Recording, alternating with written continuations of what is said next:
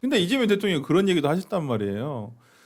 전시작전권 임기 내에 환수하는데 지장이 없을 것이며 현재 우리나라의 군사 전력은 굉장히 국방력이 차고 넘치다라는 얘기를 이렇게 하셨단 말이에요, 국무회의에서. 근데 이제 제가 이 얘기를 들으면 생각이 나는 건 얼마 전에 우리가 김영수 센터장 그 인터뷰를 했었는데 김영수 센터장님이 되게 걱정을 많이 하세요. 우리나라 국방력은 뭐 이렇게 뭐 세계 5위네 6위네 뭐 이러는데 실제 모른다. 모르죠. 예, 그건 가상치다. 그리고 지금 북한은 오히려 러우 전쟁에 참여를 함으로써 현대전의 어떠한 이 실전 능력을 지금 활성화시키고 있다. 학습 중이다. 근데 우리나라는 아직 거기에 못하고 그다음에 드론도 예산이 엄청 축소가 돼가지고 네. 이게 맞냐 국방력이 그러니까 굉장히 생각보다 그렇게 자신감을 가질 정도는 아니다라고 어떤 김영수 센터장은 얘기하시거든요. 그걸 반박할 수 있는 고대 로마의 명언이 있어요. 네. If you want peace, prepare for war. 평화를 원한다면 전쟁을 준비해야 된다는데 어지러워. 이게 왜 되게 지금 이재명 대통령이 명심해야 되는 사안이냐면요. 네. 지금 북한은 제가 뭐 단순하게 안보 위협 걱정 이렇게 말하는 게 아니라 어떻게 보면 북한군이 창설한 한국 전쟁 이후로 가장 강력한 군대가 되는 거거든요. 정말 아이러니하게로도 전쟁을 가장 잘하는 군대는 전쟁을 많이 해본 군대입니다. 네. 미군이 세계 최강이었던 이유는 전쟁을 많이 했기 때문에 엄청난 노하우를 가지고 있었던 거거든요. 네. 근데 그런 미군조차도 이번에 나토에서 훈련했었을 때 우크라이나 드론 군단한테 졌어요. 전멸당했어요. 그게 전쟁의 메타가 바뀌었거든요. 지금 북한이 이번에 러우전에서 겪어왔던 걸 통해서 얻어낸 경험은 어마어마한 겁니다. 사실 군사 강대국과 약소국의 가장 큰 차이는 정찰 자산과 정밀 타격 무기가 부족한 건데 그거는 사실 돈이 많이 드는 겁니다. 정찰 이성도 필요하고 전자전기나 정보기 같은 경우도 돈이 많이 드는 무기 체계죠. 네. 정밀 타격 무기는 뭐 말할 것도 없는데 네. 그게 예전에는 미국 같은 경우는 인공위성도 있고 뭐 토마호크라든지 순항 미사일에다가 뭐 탄도 미사일도 다 가지고 있었는데 그 기술을 초격차를 없애버린 게 드론입니다. 근데 그 드론은 운영해본 국가와 운영해보지 않은 국가의 격차가 너무 큰 거예요. 그렇죠. 지금 전 세계에 이제 우크라이나 젤렌스키가 역으로 지금 다른 국가들한테 역협박하지 않습니까? 네. 우리 기술 알려줄 테니까 무기 가지고 와라고 네. 그런 식으로 되고 있는 상황이고 미군도 당하고 있는 상황인데 우리나라 군대가 드론에 대해서 저는 기술을 많이 배웠다 생각하지 않아요. 네. 많이 부족할 거예요. 거기다가 심지어 북한은 지금 방벽을 세우고 있지 않습니까? 방벽을 세운다는 거는 다른 의미로는 먼저 공격하지 않겠다. 그러니까 흔히 말해서 과거의 군대처럼 진격하지는 않겠다. 기계화 부대를 통해서 진격하지는 않지만 드론을 통해서 선제 공격을 할 수 있다는 거죠. 그러니까요. 네, 그런 상황이라고 봅니다. 하여튼 뭐 쉬운 상황은 아닌 거 그러니까 현대전이 확실히 이번 러우 전쟁 때문에 많이 바뀐 건 사실인 것 같아요. 네. 전쟁 우리가 어찌 보면 과학 기술 문명의 발전이 한 번에 전쟁을 통해서 큰 전쟁을 통해서 이렇게 발전한다고 하잖아요.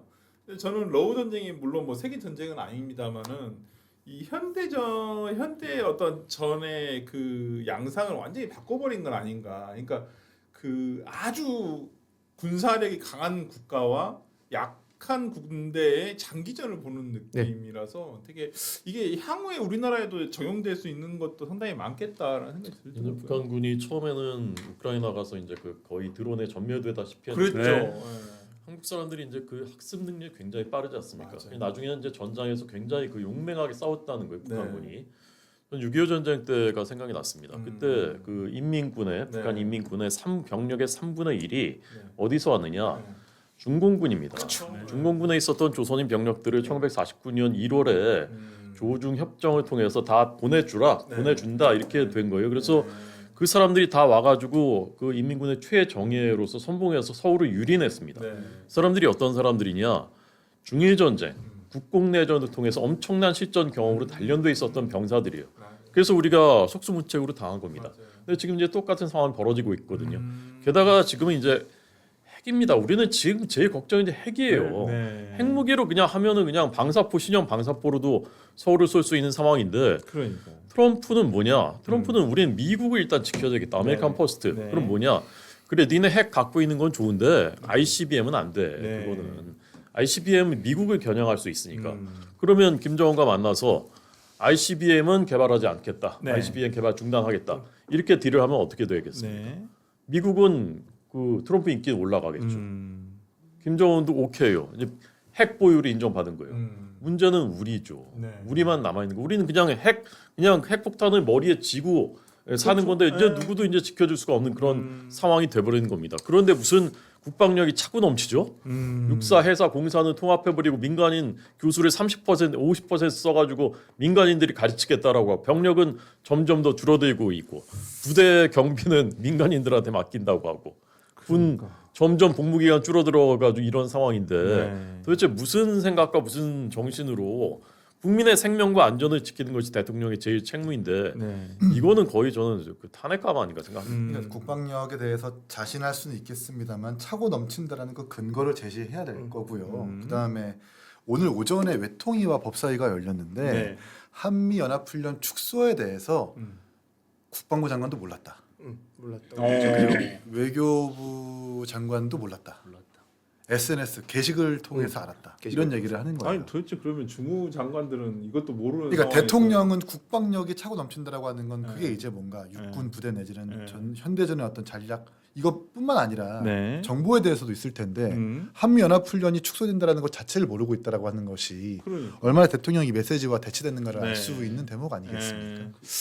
하여튼 뭐 참 걱정되는 상황인데 하여튼 저희 시청자분들 중에 찡찡리님이 이런 댓글을 이재민은 무슨 전달되지도 않은 러브레터를 계속 북한에 보내는지 3단봉 CCTV로 전작권의 수 마이 아이프로 외교 박살 노 땡큐로 안보 박살 뭐 이렇게 보내주셔서 슈퍼챗 싸주 너무 한편의 감사드리고요. 시간네요. 예, 오징어 페퍼민트님도 뭐 감사드립니다. 뭐 자기네 문화원 농성으로 수배된 사람 국무총리 시키고 여당 대표 되고 또 다른 수배자가 여당에서 최고라는데 자기 나라 실황을 모르기도 영원히 고통받는 힘들자. 김민석. 예, 하여튼 뭐 그 마오쩌둥은 그 미국과 피를 흘리면서 싸웠던 그 사람인데 마오쩌둥이 6.25 전쟁의 전범 1, 2, 3을 꼽으라면 3등입니다. 3등. 1등이 김일성, 2등이 스탈린이고 3등이 마오쩌둥, 4번이 박헌영이에요.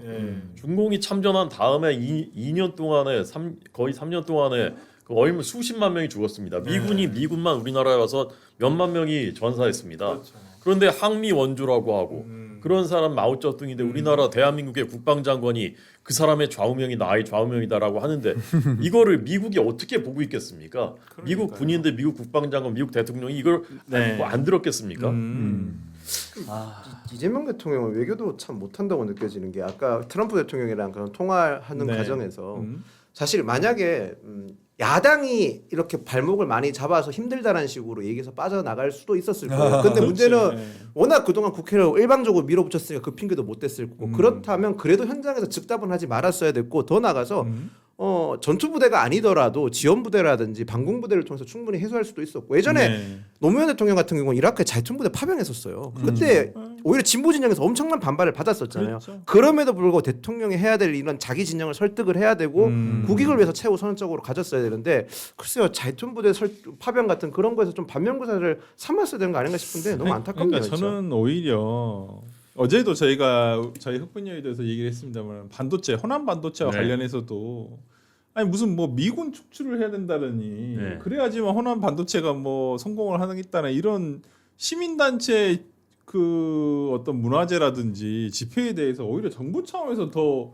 뭐라고 해야 되는 거 아닌가라는 생각이 드는데 그걸 그냥 방관하고 있어요. 그러니까 민주당 정부, 그러니까 문재인 정부에 이어서 이재명 정부 역시도 트럼프 대통령의 이런 스타일, 이런 행태를 본인들이 역이용하고 기회라고 착각하고 있는 것 같아요. 그러니까 트럼프 대통령은 자국이기주의가 굉장히 강하잖아요. 그렇죠. 그리고 이미 한국에 있는 주한미군의 역할이 이미 북한 견제가 아니에요. 네. 중국을 우리하는 미중 패권 전쟁으로 초점이 맞춰져 있단 말이에요. 다 변화하고 있어요.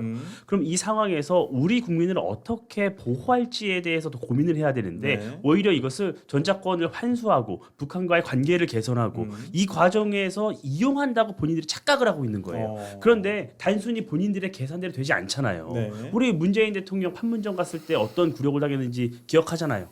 아니 트럼프 대통령이 갔는데 문재인 대통령이 빠지라 그랬어요. 너 들어가 있어. 근데 찾아가서 굉장히 굴욕적인 모습을 보였단 말이에요. 네. 지금이 그 똑같은 상황이에요. 한국은 그 중심에 서지 못하고 있어요. 그러면 이렇게 국제 정세가 급변하고 있으면 네. 어떻게 대한민국의 안보를 담보할지에 대해서 고민하고 국민들에게 어떤 이 안도감을 주는 역할을 해야 돼요. 근데 오늘 이번에 8.15 광복절 경축사에서 이재명 대통령이 뭐라 그랬어요? 종전선언 얘기를 또 했어요.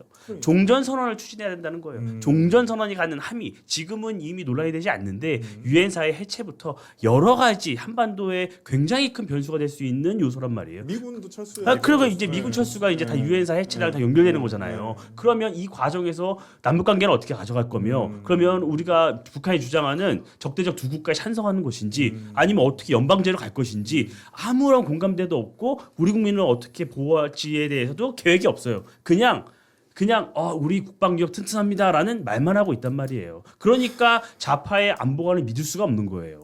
관심이나 있는지 잘 모르겠어요. 80년대 말에 이제 대학에 입학했거든요. 네네. 그때 그 반전 반액 양키 고홈. 네.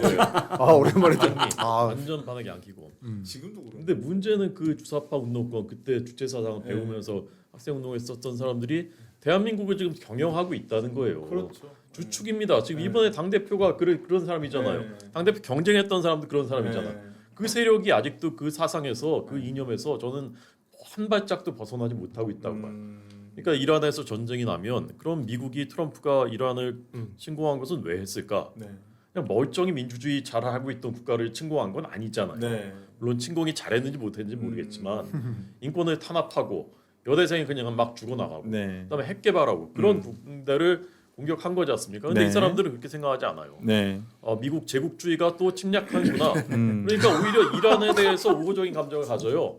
그러니까 우리나라 배가 거기서 공격을 당했는데도 맞아요. 네. 이런 혁명 수비대가 한 것이 사실상 명확해 명백해 보이는데도 한참이 지날 때까지 네. 얘기를 안 하잖아요. 이게 못 하잖아요. 조사 결과 나오지 않았나요? 조사. 난 나중에 나중에 나왔죠. 나중에 나왔죠. 근데 그러니까 이 사람들의 그 세계관은 여전히 미국은 침략자. 그다음에 이란은 그러니까 우리가 거기 왜 가서 군사 작전을 뭐 조금이라도 도와줍니까? 그러니까 노 땡스. 노 땡스. 그러니까. 우린 안 해. 너네가 내 나쁜 놈들이잖아. 이런 거거든요. 그 트럼프 대통령이 얘기했잖아요. 막 북한에서 답신이 왔다고 막 얘기를 하면서 네. 이재명 대통령의 노땡스 발언을 문제 삼았단 말이에요. 그 얘기는 이 미국 간의 관계 개선은 할 수 있지만 네. 한국은 빠져라는 그 메시지예요. 한국은 빠져라는 거예요. 과거처럼 문재인 대통령처럼 끼지 말고 빠지라는 메시지예요. 그리고 일본을 잘 봐야 돼요. 일본은 대미 투자 관세 협상 이후에 대미 투자를 속도감 있게 가져가고 있어요. 네. 근데 우리는 어떻게 하죠? 안 한단 말이에요. 그러니까 그런 것들이 굉장히 한미 연합훈련이 단편적인 이 사건이 아니라 네. 이 한국 정부 그러니까 이재명 정부의 이 종합적인 미국을 대하는 이 행태 자체에 대해서 다 불만을 갖고 있는 거예요. 저는 이거는 트럼프 대통령 개인의 캐릭터로만 치부하기에는 일본을 대하는 모습 그리고 우리를 대하는 모습의 차이에서 명확하게 드러난다고 봐요. 아니 국민의힘에서 이제 이재명 정권이 자초한 외교 참사다라고 해서 국민의힘 장동혁 대표도 비판을 했습니다. 결국 통일부 장관, 국방부 장관이 잇따라 군사기밀을 유출했다. 미국의 거센 항의에도 지금까지 해결을 못하고 있다.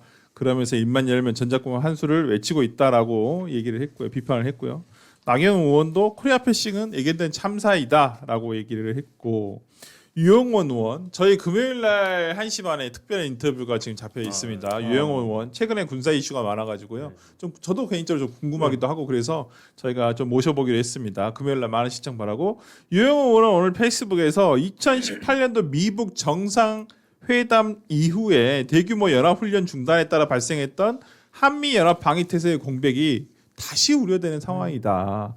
훈련을 축소하는 게 과연 맞나 이런 얘기도 많고 유승민 전 의원도 북한의 위협에 대한 트럼프 대통령의 인식과 미국 정부의 대처는 트럼프 일기 때보다 더 위험해 보인다라고 얘기를 하면서 트럼프 대통령의 오르는 발언은 한미동맹은 더 큰 위기에 처했다라고 상황 판단을 하면서 비판을 했습니다. 그래서 얘기가 나오고 있는데 한동훈 의원도 여기에 대해서 얘기를 한 게 있는데 이건 김영 대변인한테 여쭤볼게요. 한미연합 축소 지시와 관련해서 이재명 정부가 미국의 결정 과정에서 배제된 것은 아니냐. 그러면서 정부의 공개 해명을 요구를 했습니다. 근데 이제 정부는 이제 패싱 가능성에 대해서 선을 긋고 있는데 한동훈 의원의 비판에 대해서는 어떻게 보시는지? 그러니까 오늘 이제 외통위 첫 질의를 하면서 한동훈 의원이 이제 그 얘기를 하셨어요. 외교부 네. 장관에게 정말 언제 알고 있었느냐, 뭐 그리고 패싱된 건 맞느냐, 미국에 항의했느냐 안 했느냐, 네. 축소 훈련 축소에서 어떻게 뭐 항의를 했냐 했는데 지금 그런 얘기에 대해서 제대로 답변을 못하는 상황인 거고 네. 이제 한동훈 의원 같은 경우는 걱정하는 게 이렇게 패싱되는 것도 패싱되는 거지만 궁극적으로는 트럼프 대통령이 제일 우려하는 거는 북한을 핵보유국으로 인정할 수도 있는 겁니다. 이게 트럼프 대통령 입장에서 나쁠 게 전혀 없죠. 핵보유국을 인정하는 순간 본인은 핵을 가지고 있는 북한이라는 국가를 컨트롤할 수 있는 대통령으로서 미국의 안전을 지킨다고 얘기할 수 있고 한국한테는 엄청난 압박이 되는 거죠. 그렇죠. 대미 협상 저희가 이제 협상하는 과정에서 미국한테 엄청난 눈치를 봐야 되는 상황에 직면했을 거고 그런 걸 봤었을 때 이런 걸 빨리 차단해 외교부가 사전에 빨리 조치를 했었어야 되는 거고 어디까지 파악을 했는지 파악을 해야 되는데 지금 민주당 분들이나 전반적으로 나온 거는 이분들은 자꾸 외교를 상대평가하려고 그래요. 트럼프 대통령이 어려운 사람이니까 트럼프 대통령이 돌발 행동을 많이 하는 사람이니까 이런 식으로 자꾸 핑계를 대는데 외교는 상대평가가 아니라 절대평가입니다. 무조건 절대적으로 기준을 평가받아야 되는 거거든요. 사실 어느 나라 대통령 미국 어느 대통령이든 우리나라에 대해서 만만하게 대한 적이 없어요. 조지 부시 대통령이 엄청난 압박을 했으니까 노무현 대통령도 파병을 한 거고 오바마 대통령도 친한 뭐 대통령이라고 하지만 그럼에도 한미 FTA 협정이나 이런 것에 있어서는 이명박 대통령이랑 치열하게 논쟁했었습니다. 그렇죠. 그래서 치열하게 싸워서 얻어낸 결과물이거든요. 그러니까 자꾸 이재명 대통령이나 외교부 장관분들 또 통일부 장관까지 전부 다 상대평가처럼 마치 트럼프 대통령이 돌발 행동을 하기 때문에 우리가 파악하기 어려웠다는 식으로 빠져나가는 거는 대단히 부적절하고 그런 부분을 이제 한동훈 의원이 지적을 했다고 보시면 될 것 같습니다. 하여튼 참 야권에서의 어떤 이 지적에 대해서 정부는 그냥 뭐 아니다라고만 얘기할 것은 아닌 것 같아요. 그런 상황은 아닌 것 같아. 지금 보니까 굉장히 좀 심각한 상황인 것 같고 여러 면에서 통상 뭐 안보 뭐 여러 면에서 지금 미국과의 어떤 원만하지 못하다라는 느낌은 국민들이 아마 느끼고 계시지 않나. 전문가가 아니다 손 치더라도 뭐 여한구 통상교섭본부장이 갑자기 그렇게 경질된 거라든지 뭐 여러 가지 면에서도 원만하지는 않은 것 같다. 이재명 정부가 대미 외교를 제대로 하고 있나라는 거에 대해서는 좀 굉장히 의구심이 뭐 기존에도 있었습니다만 조금 더 진해지는 것은 아닌가. 그러니까 10달 전에 2천억 달러를 투자하겠다고 했는데 아까 우리 이민찬 대변인 말씀하셨지만 일본은 5,500달러 투자 결정하면서 벌써 6개 사업을 결정해놨어요. 그 진도가 훨씬 나가. 그러니까 빠른 것도 아니고 수수를 밟은 거죠. 네. 근데 우리나라는 2천억 달러 확약했지만 아직까지 소식이 없잖아요. 근데 국내에서는 호남에다가 반도체 공장 800조짜리 생산 기지를 만들겠다고 그러니까 하니까 이준석 대표 거기에 대해서 비판을 했던데. 그러니까 미국이 봤을 때 아니 본인들의 반도체 생산 기지는 800조 들여서 만든다면서 왜 우리랑 10달 전에 체결한 그 확약 팩트시트는 아무런 이행이 없지? 라고 판단할 수밖에 없는 건 아니에요? 게다가 사업가 출신인 트럼프 대통령은 아니 우리한테 돈 주겠다고 하고 우리 상호 이렇게 조약 맺어가지고 동맹국으로서 이렇게 뭔가 강화를 하려고 하는 것 같은데 왜 답이 없지? 800조는 드린다고 하고 이러니까 당연히 뭔가 외교, 경제, 안보 면에서 이상이 생길 수밖에 좀 없다고 생각을 하고요.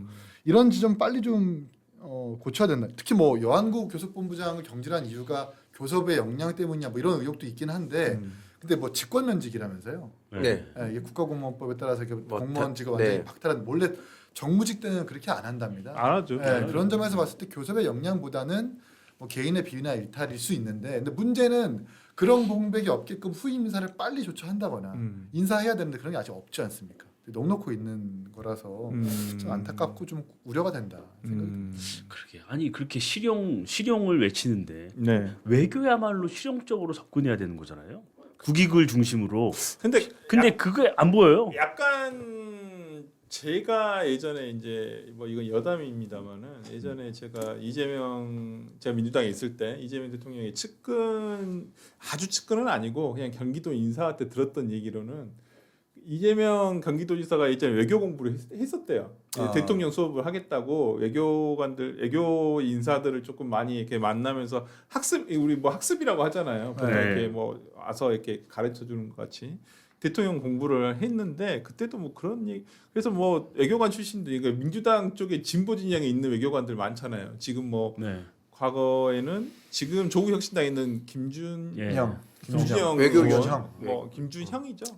국립외교원장 출신 국립외교원장 그런 분들이라든지 근데 지금 보면 그런 트럼프들의 외교관이라는 거 가치관이 굉장히 편협하거든요. 미국에 대해서는 뭔가 이용해 먹겠다라는 생각 그리고 우리가 지면 안 된다는 네. 생각 그런 생각도 있는데 이재명 대통령도 과거에 되게 그런 얘기를 했었다는데 이제 뭐 측근들 농담으로 그런 얘기도 했다고 내가 반미하면 나 죽냐 미국이 나 죽이는 거 아니냐 뭐 이런 얘기도 했다고 하더라고요. 근데 몇 뭐 년도에 살고 있는 거예요?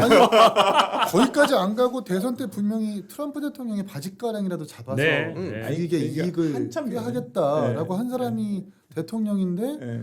지금 하는 행보는 완전 반대인 거잖아요. 거의 반미 그러니까 저는 말씀드리고 싶은 건 기본적인 가치관이 어떤 미국과 외교를 바라보는 가치관이 미국이 싫은 거죠. 그렇지 약간 그게 있다는 거지 약간 그 미국에 대한 이게 호감도가 적어요. 미국에 대한 호감도가 없고 네, 우리는 적어요. 무조건 자주국방해야 된다. 약간 그 좀- 어느 나라에도 네, 도움 받지 않고 네. 우리가 우리를 지킬 수 있다라고 네. 하는 건데 그 현대전이라는 게 그렇지 않잖아요. 그렇죠. 게다가 우리나라 인구가 1억이 넘지 않으니까 육군의 전력에 있어서도 북한은 지금 계속해서 100만 대군을 이어가고 있는데 그러면 대칭이 안 되잖아요. 네. 그러면 확실하게 인정할 건 인정하고 이용할 건 활용해야 되는 건데 그게 싫은가 봐요. 그 자존심 문제인 그러니까 것 같습니다. 약간 제가 그때 들으면서 느꼈던 건 기본적으로 어떤 미국에 대한 그게 굉장히 좀 아니 거부감이 전자권을 환수 받을 네. 거라면 네. 전자권 환수하는데 두 개의 조건이 있잖아요. 심해. 한반도 정세가 안정이 됐다거나 그럼 핵 억지력 우리가 담보했다거나 우리 그러지 않지 않습니까? 그렇죠. 그러면 네. 그걸 판단하는 기준이 UFS 훈련일 텐데 네. 그 훈련이 축소되는지 안 되는지도 합참만 알고 국방부나 외교도 몰라요. 이게 그러니까 앞뒤가 맞냐? 아니, 이게 뭐 꼭 같은 건 아니겠지만은 네. 지난번 통일부 장관의 구상시 발언 이후에 음. 정보 공유가 지금 끊겨 안 되고 있죠. 있는 네. 상황이잖아요. 안 되고 있죠. 저는 약간 그런 하나의 일련의 그런 차원이라고 생각이 들거든요. 미국 정부가 기본적으로 대한민국 정부하고 뭔가 정보를 공유할 필요가 없다고 생각하는 네. 건 아닌가. 아니 이재명 대통령이 외교 관련해서 경험이 전무하잖아요. 없죠. 삶의 궤적이나 이런 것 자체가 지방자치 위주로 일을 했기 때문에 네. 행정엔 굉장히 밝아요. 왜요? 그런- 호주도 뉴질랜드도 호주도 갔다 오셨는데. 골프 치러? 아니 근데 이 외교 문제에 대해서 굉장히 어둡고 저는 그래도 그나마 다행이라고 생각했던 네. 건 초대 내각과 안보실장을 정통 관료 출신으로 앉혔어요. 네. 그래서 아 그래도 이제 편향되지 않게 어느 정도 가려는 거구나라고 생각을 했는데 지금 이렇게 병목 현상이 발생한다는 건 대통령이 결단을 못하는 거예요. 그렇지. 대통령이 결단을 못하기 때문에 실행이 안 되는 거예요. 그것은 대통령이 여러 현안에 있어서 국내 정치에 미칠 영향, 지지층이 입안할 수 있는 요소들에 대해서 결단하지 못하는 거죠. 아 노무현 전 대통령은 미국이 안 싫었겠습니까? 미국 싫었겠죠. 하지만 결단하고 설득하잖아요. 그러면 이 과정에서 우리가 얻을 게 뭔지, 내줄 건 뭔지를 따져서 얻을 게 더 크고 국민의 안전이 담보가 된다면 결단을 해야 되는데 그 자체를 못하고 미루고 있는 거예요.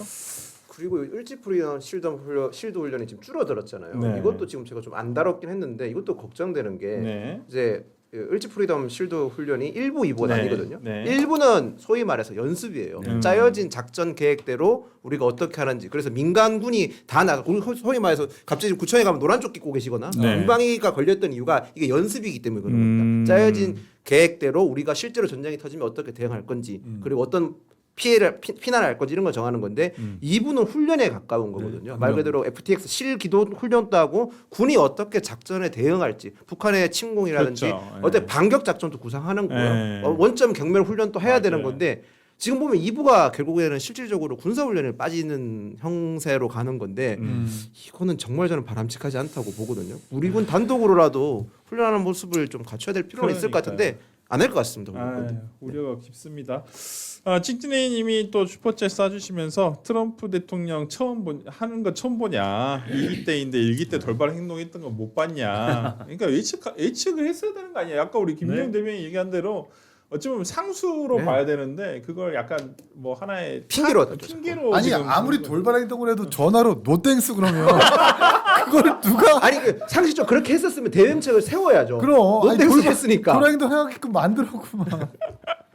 근데 트럼프 대통령이 아무리 돌발 행동을 한다고 하더라도 우리와 미국과의 관계가 이렇게 틀어지게 된 것은 트럼프가 뭐 도라이여서 저는 그래서라고 생각하지는 않아요. 미국이 문제 삼고 있는 거 첫째 쿠팡, 그다음에 둘째 정통마법 개정안, 입틀마법 이게 다 민주주의와 자유민주주의의 그 시장 경제 시각에서 보면은 네. 이거는 글로벌 스탠다드에 안 맞는다. 여기서부터 이제 한 거란 말이죠. 그다음에 정동영 장관의 구성에 핵기지 있다라는 발언. 이것도 이 사람이 그 조선민주주의인민공화국이라고 부르자, 통일이라는 말을 쓰지 말자 이렇게 하는 노골적인 친북적인 사고를 갖고 있는 사람인데 이제 거의 다 그런 얘기까지 하니까 그런 거 하나하나가 다 쌓이면서 이거는 말도 안 되는 거다라는 트럼프 정부가 판단을 하면서 그런 것이 결국 여기까지 오게 된 것이거든요. 근데 다 트럼프의 변덕 때문이다 이런 건 말도 안 되는 얘기입니다. 저는 최근에 통일부 장관의 어떤 언행이나, 그러니까 이 정부 들어서 정동영 통일부 장관의 어떤 언행이나 이런 걸 보면 제가 그냥 느끼는 감정은 뭐냐면 대통령 놀이하고 있구나. 마치 본인이 외교 안보와 관련해서는 자기가 대통령이라고 생각하는구나. 대통령께서 옛날 과거가 있으잖아요. 정동영 장관한테. 아니 약간 그런 느낌이에요. 그러니까 거칠 게 없어요. 그러니까 이게 과거 통일부 장관이 대통령한테 어떤 미리 얘기를 해서 공감대가 형성되지 않은 가운데서 발언할 수 있는 건가 공식적으로? 약간 그래서 본인 정동영 장관은 자기가 지금 대통령이라고 생각하는 것 같아. 약간 그런 느낌이에요. 그냥 제 느낌이에요. 그냥 내가 제가 대통령을 키웠고 배출해냈고 정통 출신의 우리 구성원 멤버였으니까 그렇죠. 내가 대통령 위에 있다라는 개념을 정확하게 알 수 있는 그 인상에서 느낄 수 있는. 진짜 나는 개인적으로 약간 정동영 장관 이렇게 뉴스에서 보면 발언하는 태도나 이런 것들이 완전히 자기가 대통령이라고 생각하는 대통령 놀이하고 있구나 그런 생각이 좀 뭐 기분 나쁘시겠지만 제 개인적인 느낌이라는 그러니까 거. 이제 이원 집정부제처럼 네, 외교 안보는 외교는 종류만 했던 외교는 내가 할 거고 내치는 자네가 하게. 이재명 개헌하면 본인이 그 대통령 되려고 하는 거 아니에요 그러면? 그러니까요. 그래서 저는 개인적으로 그런 생각이 좀 들었어요. 최근 정동영 장관의 발언이 이게 대한민국 정부 강요가 할 수 있는 얘기인가? 국무위원이 할 수 있는 얘기인가? 약간 좀 그런 생각이 좀 들었습니다.